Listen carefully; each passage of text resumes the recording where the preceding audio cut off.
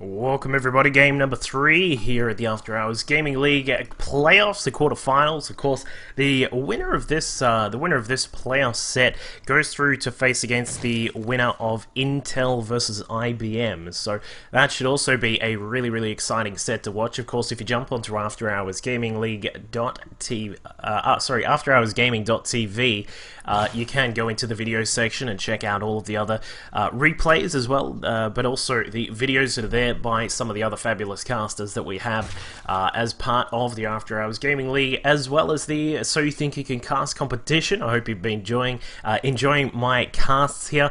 It's been a whole lot of fun to cast some of these games throughout the season, and of course these playoff finals right now. So we'll get on to who is playing in this match. Of course, as we can see just up at the top left hand side, apart from War Death's obsession with Power Rangers, we have playing for National Instruments as our Red Zerg player. It is Stray Light. He's going to be fighting off on Whirlwind here on the top left-hand side of this massive map, and his opponent down at the bottom left-hand side is our blue Terran player here for Microsoft. He's going to be looking to take it to a 3-0 scoreline, of course putting them in the hot seat for the victory here. It is AHGL.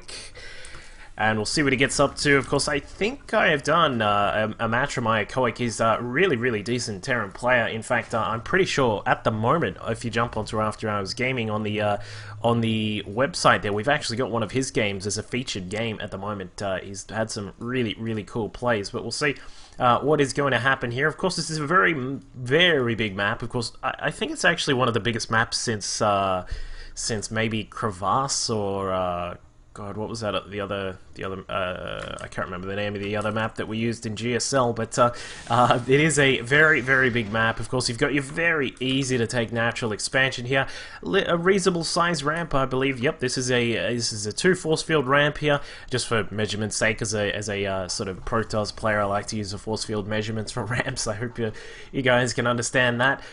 So we do have the ramps just there for defense. Of course, you've got your third base, which is relatively easy to take. It does have a couple of entrances here that can be blocked off there. In the GSL version of this map, there's actually a little bit of a larger sort of rock portion here, just to sort of make this a 1 force field ramp, because at this current point in the latter edition, it's 1.5 force fields there. So it does sort of add to the ease of actually defending that third base. So we do see that a Reaper opening has started us out here for AHGL. He's going to head just across the map and see what damage he can get done. There is in fact a bunker being built by AHGL here, so he's putting himself in a very nice position. Stray Light, we'll just be seeing that now, but we'll also be seeing the Reaper now come across. This is a very common tactic that Terran players have been using for opening up. Of course, previous sort of openings in Wings of Liberty would consist of just using Marines for this kind of strategy, but with the fact that Reapers can just jet across the map,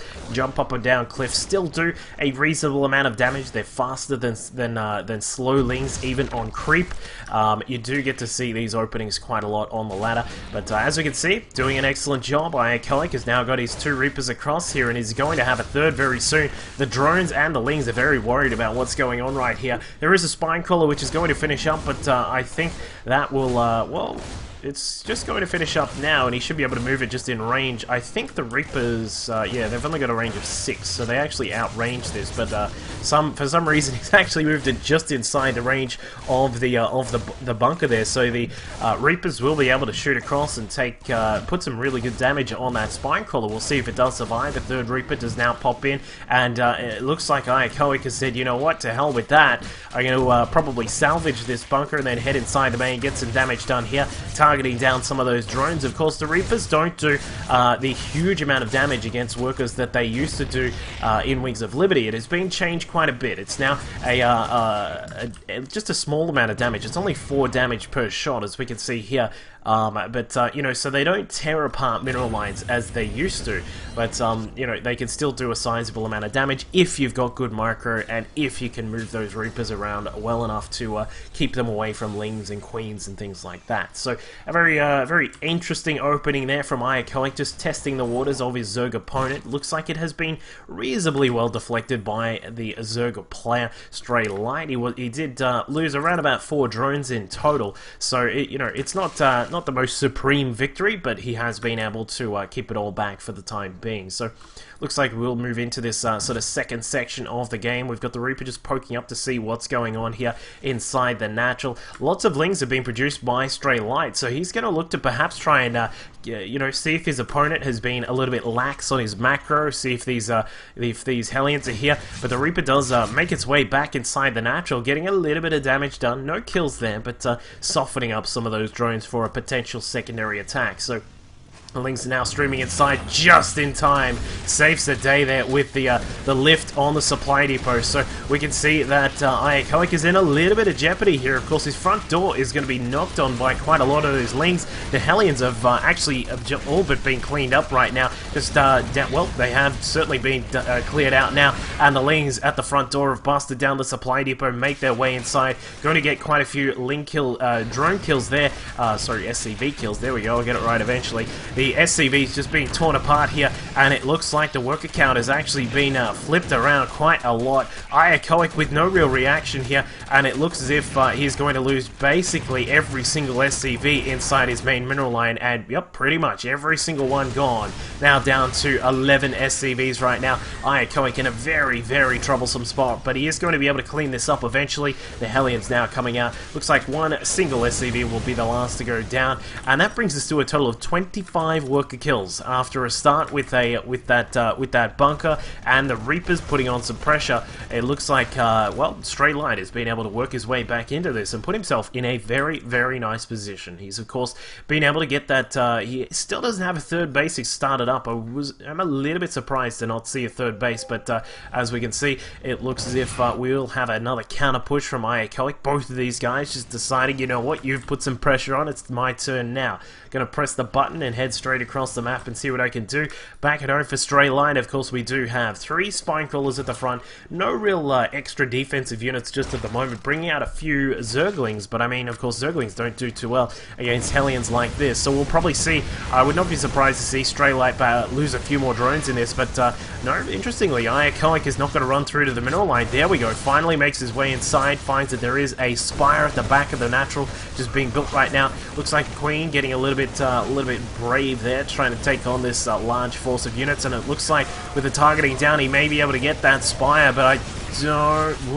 No, he's not going to be able to get it there. Too much health being sort of reconstituted on that spire, and even the drones come in to finish off that attack. So, you know, reasonably well defended. As I said, I'm a little bit surprised that AHGL didn't sort of move in to try and deal with these drones a little bit earlier. He sort of just stood by, taking on shots on that on the spine crawlers at the front, but so it does give him a little bit of time to try and re-establish some of his economy, up to 24 SCVs right now, but he is going to lose perhaps a couple more of those. The Lings now coming back across, as we said before, just a bit of a your turn, my turn, a turn-based strategy game here between these two players. One of them will go and put some pressure on, then the other will do the exact same thing after it's all done and dusted. So Stray Light now has a few mutas out. He needs to get his third base up and running right now. You really don't want to fall into this position where you're just continually sort of in these back and forth harassment games with a Terran player, because eventually these bad boys will come out and they will even the score,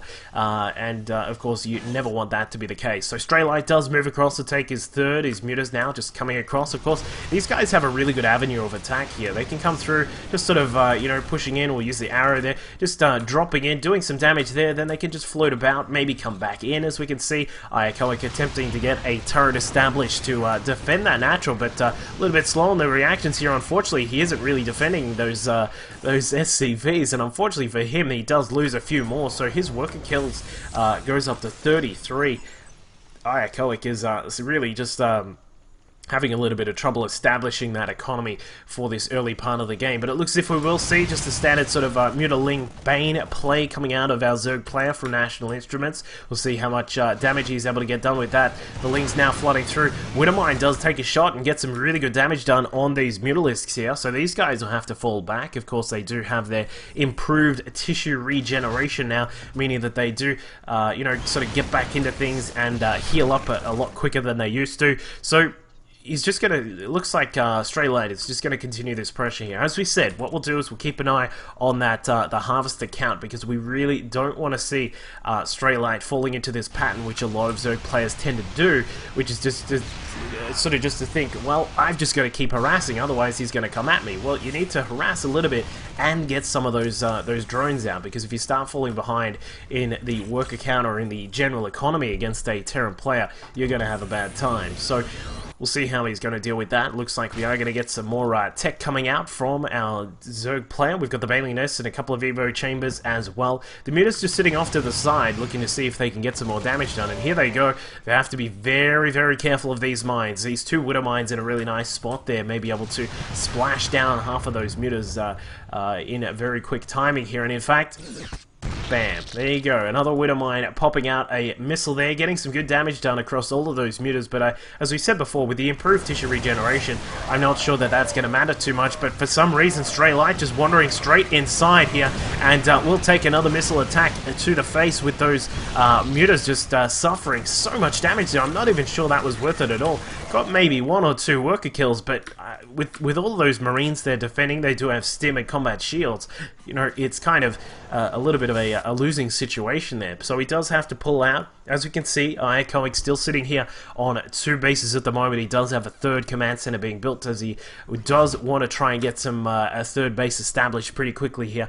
But you know, we'll see if he is able to do that, because the Lings and the Mutas are still out on the map at the moment. We've got some more Mutas being built back at home, just continuing to pump up that Muta count. It's now up to a total of 16 right now, with some drones now on the way. The 3rd base of Stray Light is looking quite good, and as we can see, a couple of Muta hits going down there. They do take a few Widow Mines to the face, but there is a drop now inside the main. AHGL finally deciding to you know, get some pressure done on his opponent. We've got a Widow Mine / Marine drop coming in here. This should be very interesting. The Widow Mine now just moving across, going to sit there and burrow. Does it get a good shot off? Gets a shot off on a drone here, which interestingly enough takes out some of the larvae, but not too much damage done by AHGL just at the moment. He is going to try and get out of there if he can, but unfortunately the Muta sweep across and deny any exit from that base. So Stray Light is, you know, he's doing alright, keeping inside, you know, these 3 bases and keeping his drone count at a relatively nice number, but, you know, as we said, this needs to get up to around about that sort of 60 to 70 mark very, very quickly, because otherwise he's going to have a very hard time, and I keep missing this Widow Mine shot. But the Widow Mine's trying to, this one just trying to get what damage it can, but unfortunately the drones will be able to clean that up. So looks like so the 3rd base of AHGL is finally established here, so we'll be able to, you know, get his economy back in a little bit of a better shape. But now, as we can see, the Muta and the Ling count is really starting to increase. Stray Light wants to get some damage done. Well, we do have those upgrades coming along, and it looks as if they will be hitting, well, just a little bit too early. Perhaps a little bit of a delay here. Maybe if these Lings want to have a sandwich or something like that, they can just wait a short moment, because, wow, and there you go, another big Widow Mine hit, catching out quite a lot of those Lings, 13 Lings in total, and AHGL is going to be feeling relatively safe right now. Another big Widow Mine hit there, catching out some of the Mutas as well as those Lings as well, and another one, there you go, bam, right on top of those Lings, and AHGL is going to be feeling very, very happy about that. What he isn't going to be feeling happy about is losing the supply depots there, but as you can see, it looks like there is going to be some damage done inside the main. A missile turret is going to be kept alive, barely kept alive there. Well done by AHGL to keep that turret up. It does force the Mutas out, and they're going to have to retreat as quickly as possible, suffering a few extra turret hits on the way out. But Stray Light is still sitting here on that 51 drone count. As we said before, this is a common point where a lot of Zerg players will sort of get to and say, you know, I've just got to keep this pressure on, I've got to keep my tech coming up, all these kinds of things, and it just sort of leaves them in a very awkward position. But he does have the Baneling there, so we've got Baneling speed. Ultralisk Cavern is now being morphed in right now. The Hive is also done, of course, the main signal of that. We've got a hatchery just across to the side, base number 4 and 5 being built by Stray Light, so he is going to just really invest in this tech right here. I sort of want to see him just sit back and not really attack too much. You don't want to don't want to have to rebuild some of these units when you've been investing in the tech, namely because you're going to be suffering a little bit in your economy. But as we can see, we are going to have another drop just in the main base. Not going to get too much done. The Muta's well on board to spot that out. And it looks like that is going to go down pretty quick smart, but another drop up at the top right hand side at the 5th base is going to be, well, is it? Yep, there it is. Alright, I was going to say, is the drop going to happen? But he does pick it up by dropping down those Marines, a quick stim, and they should be able to finish off that hatchery, but they decide it is better to take care of those Lings. The Banelings also sweeping through and just saving 3 of those Marines, able to get them out of there as quickly as possible, but unfortunately I don't think this is going to last too long. And the, well, last remaining Marine, what is that guy doing? He's on very low health, but it looks like AHGL is just starting to really pull his opponent apart, just pulling him from side to side across the map. I love the drop across to the 5th base as well as the main. You've got to run a very long way to get across to those bases, and as we can see, with the upgrade still only around about 2/3 of the way done, AHGL is going to start to you know, sit in a very nice position right now. But the Ultralists are out. We've got 3 of them out on the map in total. We've got 5 being built back at home at the 3rd and the natural, so it looks as if he will be switching into that Ultra Tech very quickly here.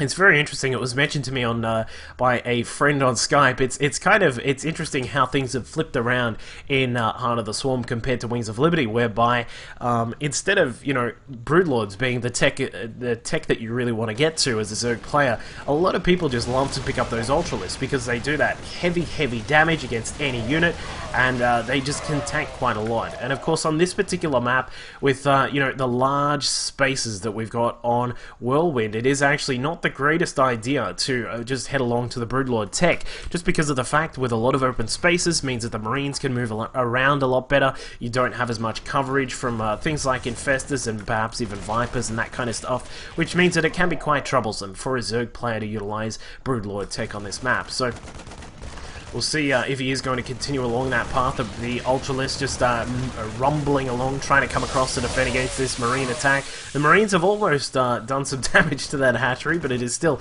just sitting there on full health. We've now got bunkers being built up by AHGL at his 3rd base. I do like this. You know, it's not every day you see people just sort of spam out some bunkers when you see that there are a lot of Ultras on the map, but these can help out with choking up the Ultras, getting them sort of stuck in these positions here where they'll sort of just bumble around and not actually really get too much done. But as you can see, it looks like there will be a double drop on the main base of our Zerg player. Straylight is going to have to get across to defend against that if he wants to keep some of these drones alive in the main base, but it is not going to happen. The Mutas are going to sweep across, but I don't think they're going to be in time.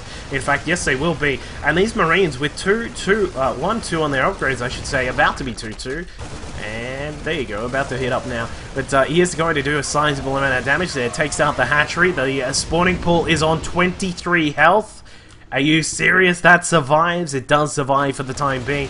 Looks like these medevacs and Marines aren't going to survive too long, but the drops still continue. Left, right, left, right. That's all that AHGL is saying. Come at me, because I am going at each of your bases across to the side. And now with the main base gone, the natural minerals is starting to get very low, and the 4th base of Stray Light is now falling down. He's going to be in a little bit of trouble. He needs to be very efficient with these Ultralisks and the remaining few units that he has on the ground, because his mining is basically cut to nothing right now. So he's going to try and come through the planetary fortress, attempting to just upgrade there, but not really going to get done. Unfortunately, the SCVs weren't able to save the day, and it looks like the Ultras, well, they should be able to get some good damage done here, but I mean, with all these Widow Mines across to the side, a bit of a trap there. Where is Admiral Akbar? Because that was the biggest trap I have ever seen. But Straylight will be able to push inside the natural base here, but all sorts of damage is going on across this map. The 3rd base of Straylight is now in big trouble. Goes down, loses that hatchery. Hellbats, Marines, and Marauders doing all sorts of work across that side. But now the natural of AHGL is also in trouble. The 5 remaining Ultralists out of the map just rumble their way across, are able to get inside and get some damage done. The last, well, pretty much only 2 more mineral patches left at that base, and it looks like, well, I think Straylight may be able to get some really good damage done here, but not for too long, because back at home, as we can see, there was another attack. The forces of AHGL just moving across, trying to get inside the natural, but some Banelings well prepared to try and deal with that, and it looks like the Ultras will be cleaned up eventually. A few Marauders coming across to help out at the front attack, and I think that, well, we'll see how he goes. He's got these Widow Mines. Wow, another huge trap there. No shots from those Widow Mines. I'm surprised about that. But AHGL, of course, he does have this third base mining away quite nicely. It looks like Straylight was able to recover his fourth across to the left-hand inner side there, and a Widow Mine inside the main base. 1 health left on that. 1 kill. Will he be able to get another kill? I don't think so. The Overseer is going to morph in just in time. The Mutas have now been forced out, and it looks like AHGL is going to stabilize for the moment. And it looks, well, he's actually going to get some even more damage done. We've got Marauders. We've got a Widow Mine here as well. A couple of those Widow Mines, and the Marauders are going to force away those drones for the time being. And it looks like this fourth base is going to be disrupted yet again. So our Terran player is really putting himself in just the perfect position right now. He's effectively sieged up this base with the Widow Mines here in position to just sort of hold back this base. And it looks like, bam, there you go. A couple more Widow Mine shots are able to get some damage done here. And he is up at 133 supply. Our Zerg player is still suffering at 43, and it looks like this game is going to go the way of Microsoft yet again. Unfortunately, our National Instruments player Straylight is not going to be able to secure a victory here. His mining is reduced to basically none, and just as a final kiss of death here, these Widow Mines are about to morph in, about to pick up their extra missiles, and 1, 2, 3. There you go, and that is the end of that mineral line there, and that is the end of Straylight. So we will see a 3-0 scoreline here.